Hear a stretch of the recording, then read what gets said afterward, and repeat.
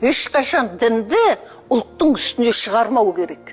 Егер мына көп талай секталар сол дінді ұлттың үстіне шығаруға тырысып жүр. Егер дін ұлттың үстіне шықса, ұлт жойылады.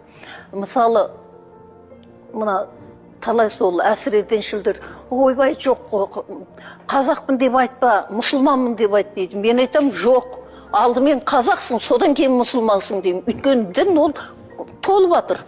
Аумалы төкпелі. Қазір мысалы ислам дініндегілер ертең христиан дінін қабылдауы мүмкін. Оны тастай сап Кришна болып кетуі мүмкін. Көрдің ба? Ал ұлтты сен үйте алмайсың ғой, ұлтты ауыстыра алмайсың. Ол мінекей, бұлардың қателесіп жүрген сол. Намаз оқымағанның бәрі тозақта жатыр деп есептейсіңдер ме? Күнде Құран бағыштап жатыр. Не үшін бағыштайсың? Біліп істеген, білмей істеген күнәсін кешіре көр. Жандарын жәннаттан қыла көр деп. Пенденің сұрағаны Алла береді десе, сол намаз оқымай, ниеті ақ, пейілі кең ата-бабаларымыз, әке-шешелеріміз, Құдай біледі қаяқта жатқанын. Айыпқа бермем, тіпті мұны жаман болып кетті қазір дейтін. Дардай адамдардың соған сенгіш болып қалды.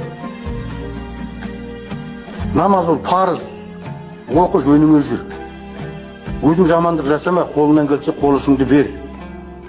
Жоққа жүйек жетпейді, жақсылық естен кетпейді. Маңдайларын сәждеге дейін Аллах, Аллах, Аллах деп, сендер халықты қылып жатсыңдар, сендер күнәға батасыңдар ертең Алланың алдында. Жібермеңдер бұндайлардың бәрін. Кім білет, өздері беретін. Ағайыны бар, бауыры бар, туысы бар. Таудай сауап жинағылар келім ама, имамдар айтындар ана бәлсаға. Әншейінем десін бәрі. Аузын ашты ақша, аузын ашты ақша. Дүниені қуған, дүние қоңызды Алла жақтыртпайтын неге айтпайсыңдар сендер? Қарнымның ашқанына емес, қадірімнің қашқанына жаңағы намыстанам дей ма? Сондықтан да қадір қашпау керек. Қазақи жол біздер жоққа шығарып баратырмыз ата-бабаның жолын. Көп заттан айырылып қалдық. Міне. Баяғы ассалаумағалейкумге қазір біздер арабтың сөзін қосып отырмыз. Бәрәкату, мәрәкату.